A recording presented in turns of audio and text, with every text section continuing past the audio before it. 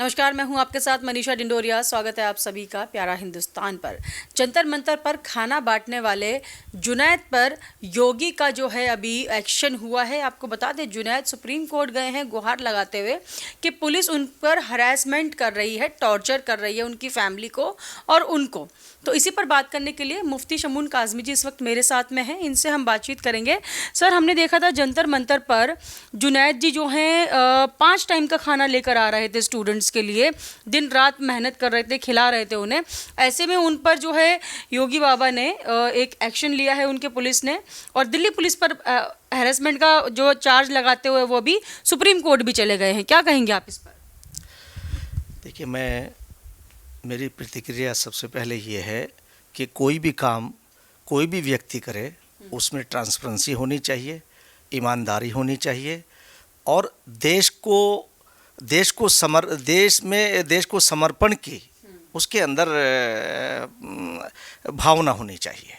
अगर आप कोई भी कार्य कर रहे हैं तो ईमानदारी अगर नहीं है, ट्रांसपेरेंसी नहीं है, तो ये बहुत गलत बात है। और मैं इसलिए ये बात कह रहा हूँ कि मैं नहीं जानता हूँ कि जुनैद की बैकग्राउंड क्या है, वो कौन है।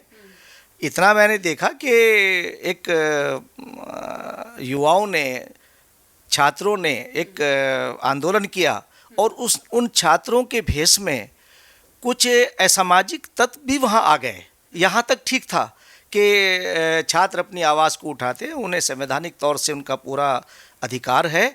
और देश के माननीय प्रधानमंत्री श्री नरेंद्र मोदी जी का बड़कपन देखिए, और देश के बच्चों के लिए जो उनकी भावना है, जिस तरह से उन्होंने प्रकट की है, मैं आज ये बात कह सकता हूँ कि देश का लोकतांत्रिक जो ढांचा है वो माननीय प्रधानमंत्री श्री नरेंद्र मोदी जी ने उसे मजबूत किया है। और लोकतंत्र की मर्यादाओं का जिस तरह से उन्होंने पोषण किया है, इसकी मिसाल शायद विश्व में कहीं मिले कि अगर बच्चे ये बात कहते हैं कि हमें इसकी हानि हुई है, तो वो कोई इतना टाइम नहीं लगाते हैं। और जैसे ही जन भावनाएं और बच्चों की भावनाएं सामने आती हैं, तो वो अपने वरिष्ठतम और बहुत जुझारू एजुकेशन मिनिस्टर धर्मेंद्र प्रधान जी, जिनका अब तक का बैकग्राउंड यही रहा है कि उन्होंने हमेशा छात्र और छात्राओं के लिए काम किया है, और उनकी शुरुआत ही छात्रों की भलाई से शुरू हुई है। ऐसे व्यक्ति को वो ऑर्डर देते हैं या वो अपनी इसके लिए जवाबदेही तय करते हैं और धर्मेंद्र प्रधान अपना रिज़ाइन दे देते हैं, तो ये देश के प्रधानमंत्री ने एक ऐसा एग्जाम्पल सेट किया है कि शायद इन 76 सालों में इसकी कहीं कोई मिसाल मिले। और अब उसी के साथ साथ एक और बात ये सामने आ जाती है, और मैं ये बात कहूँगा, उन जो हमारे बच्चों ने जो आंदोलन किया था वो बच्चों तक ही सीमित रहना चाहिए था। अब उनकी ये भी जिम्मेदारी है, उनकी जवाबदेही है कि जिस तरह से अन्य राज्यों के अंदर पर्चे लीक हुए हैं, तो वहाँ के ख़ास तौर से मैं झारखंड का अभी मामला सामने आया है, पंजाब का आया है, तो अगर उनके तार उन लोगों से जुड़े हुए नहीं हैं, तो आज ये बात सामने आ जाएगी कि अगर वो उनके लिए मांग नहीं करते और पंजाब में जाकर के एजिटेशन नहीं करते और केरला में जाकर के नहीं करते और झारखंड में जाके नहीं करते, तो ये बात साबित होगी कि ये पर्टिकुलर एक ऐसी सरकार को नुकसान पहुंचाने का कार्य कर रहे हैं कि जो एक देश को समर्पित है। उनका समर्पण, उनका योगदान पूरा विश्व जानता है कि किस तरह से पूरे विश्व के पटल पर ला कर के माननीय प्रधानमंत्री श्री नरेंद्र मोदी जी ने ला कर के देश को खड़ा किया। और यही नहीं, मैं आपको ये बता दूं कि अन्य चीज़ जो हमारे देश की संस्कृति थी, मैं एक अहम वाक़ये की तरफ लोगों को बताना चाहता हूं कि 2015 के अंदर जिस वक्त 2014 में प्रधानमंत्री नरेंद्र मोदी जी आते हैं, तो देश की एक ऐसी पद्धति जो विलुप्त होती जा रही थी और वो आश्रमों तक सीमित थी, उसे ला करके विश्व के पटल से उसे मंजूर करा के लाए।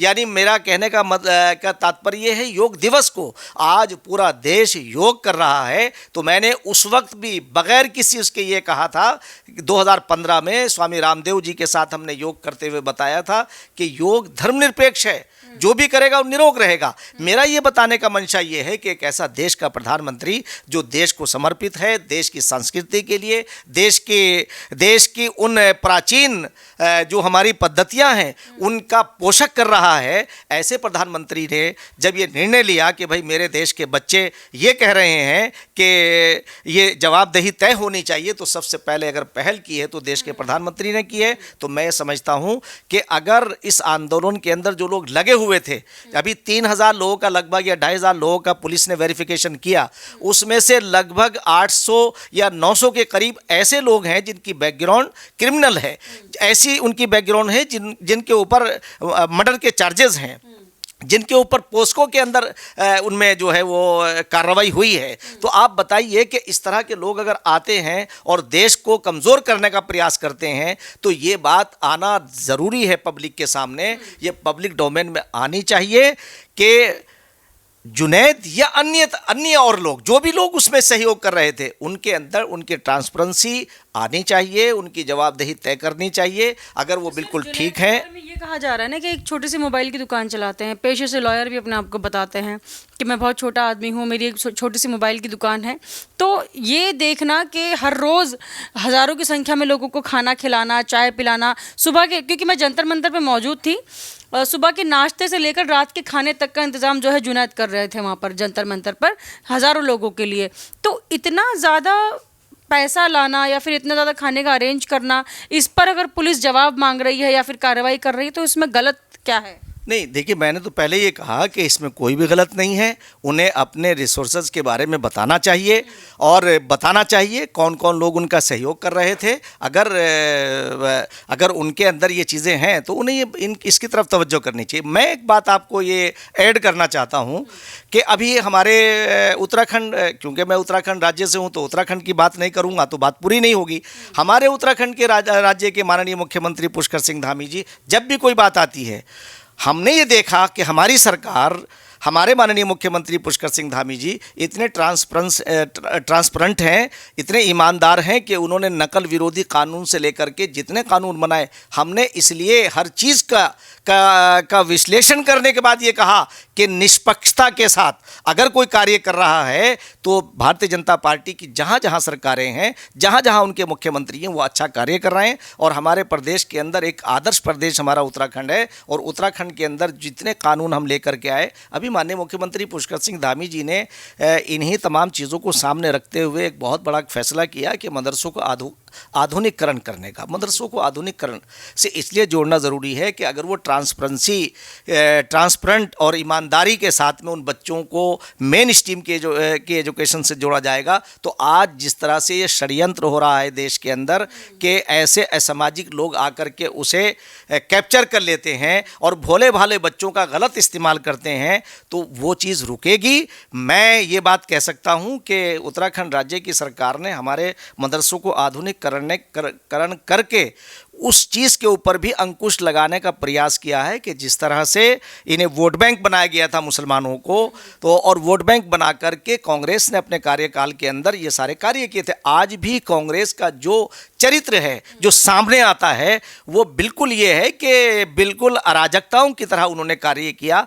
देश के प्रधानमंत्री की सुरक्षा, उनकी सुरक्षा व्यवस्था के अंदर सेंध लगाना, उनके दरवाजे के सामने जाकर के धरना देना, ये बिल्कुल अनुचित है, असंवैधानिक है। इसलिए कि देश के प्रधानमंत्री अगर सुरक्षित नहीं रहेंगे और वहाँ अराजकता होगी तो आप क्या मैसेज देना चाहते हैं विश्व को? तो मैं यही बात कहना चाहता हूँ कि जुनैद का प्रकरण हो या उसमें अन्य लोग हों, या कांग्रेस से जुड़े हुए लोग हों या समाजवादी से जुड़े हुए लोग हों, उन्हें ये चीज़ करनी चाहिए और अपने चरित्र को, यानी उनके करनी और कथनी में अंतर नज़र नहीं आना चाहिए। बिल्कुल ऐसा होना ही चाहिए जैसे हमारे उत्तराखंड राज्य की सरकार कार्य कर रही है निष्पक्षता के साथ। लेकिन अभी यूपी में जो है, यूपी में जुनैद रहते हैं, तो यूपी में योगी सरकार का भी एक बताया जा रहा है कि एक्शन योगी की पुलिस ले रही है। उनको जो है उनके परिवार को डिटेन किया है, बता रहे मेरी बीवी को, उनके फादर से, उनके सिस्टर से, उनके ब्रदर इन लॉ से, सबसे जो है पूछताछ की गई है।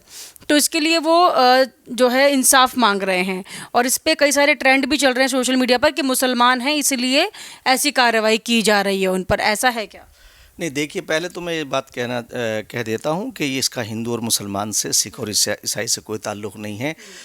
इस तरह के इमोशनल बात करके आप संवैधानिक जो हमारी संस्थाएं हैं उनके ऊपर आप प्रश्न लगाने का प्रयास कर रहे हैं। ये बिल्कुल अच्छी बात नहीं है। बल्कि मैं ये बात कहना चाहूँगा कि देश की सुरक्षा, आंतरिक सुरक्षा का सुदृढ़ होना और उस पर तवज्जो देना ये इंतहाई ज़रूरी है। उसमें कोई किसी भी धर्म का मानने वाला हो, किसी भी कम्युनिटी का हो, और पुलिस का ये संवैधानिक अधिकार है, तो वो किसी को भी डिटेन करके पूछ सकती है। अगर कहीं संदिग्धता पाई जाती है तो उनसे पूछ सकती है। मगर ये पुलिस से मैं ये कह सकता हूँ कि अगर वो बेगुनाह होंगे तो उन पर कोई कार्रवाई नहीं होगी। इसका मैं उन्हें ये बात मैं अपने विश्वास के साथ ये बात कह रहा हूँ कि देश के अंदर संविधान है और संविधान के अनुसार ये सारी कार्रवाइयाँ हो रही हैं। अगर यूपी की पुलिस हो, दिल्ली की पुलिस हो या उत्तराखंड की पुलिस हो, कहीं की भी, यानी हमारे देश की पुलिस से एक मर्यादा से, संविधान से जुड़ी हुई है। किसी के साथ कोई ज्यादती नहीं होगी। अगर कोई ऐसा भ्रम पैदा करने का प्रयास कर रहा है तो ये असंवैधानिक है, अनुचित है। मैं फिर ये बात कहना चाहूँगा कि अगर जुनैद या अन्य जो भी लोग वहाँ सपोर्ट कर रहे थे, उन्हें अपनी तमाम रिसोर्स का, जो भी उनके रिसोर्सेज हैं उनका उन्हें बताना चाहिए। अभी ये जो क्रिमिनल बैकग्राउंड के लोगों को जैसे चिन्हित किया गया है और पुलिस चिन्हित करके पब्लिक के सामने ला कर रख रही है, वो भी तो पब्लिक डोमेन में ला करके रख रही है। ऐसा नहीं है कि वो कहीं कार्रवाई जो है किसी पर अगर हो रही है तो वो बंद कमरों में हो रही है या किसी के घर को कोई सील किया जा रहा है। मैं ये समझता हूं कि अगर जुनैद ईमानदार है और उन्होंने ईमानदारी के साथ सेवा की है तो दूध का दूध और पानी का पानी हो जाएगा। और देश का संविधान हर नागरिक को गारंटी देता है उसकी सुरक्षा की। तो मैं ये बात, इस पर भ्रम पैदा नहीं करना चाहिए। बल्कि अगर क्रिमिनल बैकग्राउंड के लोग सामने आते हैं तो उन्हें चिन्हित करके, ताकि आने वाले समय के अंदर जिस तरह से ट्रांसपेरेंसी का एक पैमाना देश के प्रधानमंत्री ने प्रस्तुत किया है और उन्होंने अपने उस कैबिनेट मिनिस्टर को से इस्तीफा ले लिया है उन बच्चों को सामने रखते हुए कि भाई ये उनके, और बार बार प्रधानमंत्री वीडियो बना करके अपने बच्चों से सीधा एड्रेस कर रहे हैं। इससे बड़ी आज तक का कोई ऐसा नेता, ऐसा कोई प्राइम मिनिस्टर नहीं हुआ है कि जिसने सीधा स्टूडेंट से, छात्र छात्राओं से सीधा संपर्क किया हो। तो मैं ये बात कहना चाहता हूं कि ट्रांसपेरेंसी, ईमानदारी ये होनी चाहिए। और जहां जहां हमारी सरकारें काम कर रही हैं, मैं अंत में फिर एक बात ये कहूँगा कि देश के प्रधानमंत्री के नेतृत्व के अंदर हमारे उत्तराखंड राज्य के अंदर बहुत ही सुचारू रूप से हम आगे लेके चल रहे हैं। और मैं अपने उत्तराखंड राज्य के लोगों से ये कहना भी चाहूँगा, वहाँ के समस्त जो नागरिक हैं, कि वो ट्रांसपेरेंसी का एक ऐसा पैमाना, एक ऐसा प्रस्तुत करें कि लोगों के लिए मिसाल बन जाएं। जैसे हमारे मुख्यमंत्री पुष्कर सिंह धामी जी ने एक मिसाल कायम की है कि निष्पक्षता के साथ तमाम उत्तराखंड के नागरिकों का कल्याण कर रहे हैं। हर जगह अंत तक इस तरह से वो काम कर रहे हैं कि अभी एक दिन भी इन 5 साल के अंदर हमारे मुख्यमंत्री श्री पुष्कर सिंह धामी जी का एक दिन ऐसा नहीं है जिसमें उन्होंने सरकारी कार्य न किए हों और भ्रमण न किया हो। तो इसलिए मैं कहना चाहूँगा कि देश के अन्य सरकारों को उत्तराखंड राज्य से सबक लेना चाहिए। और हमारा राज्य क्योंकि देवभूमि कहलाता है, तो एक आदर्श राज्य की तरफ हम बढ़ रहे हैं। हमारा प्रदेश आदर्श राज्य है। तो मैं समस्त लोगों से ये बात कहना चाहूँगा और उन बच्चों से भी ये कहना चाहूँगा कि अब आप नीट जैसी तैयारी कर रहे हैं, यूपीएससी की जैसी तैयारी कर रहे हैं, देश का भविष्य हैं आप किसी के बहकाने में आपको नहीं आना चाहिए। स्वयं अपने विवेक से फैसला करिए। देश के प्रधानमंत्री आपको समर्पित हैं, देश की सरकार आपको समर्पित है।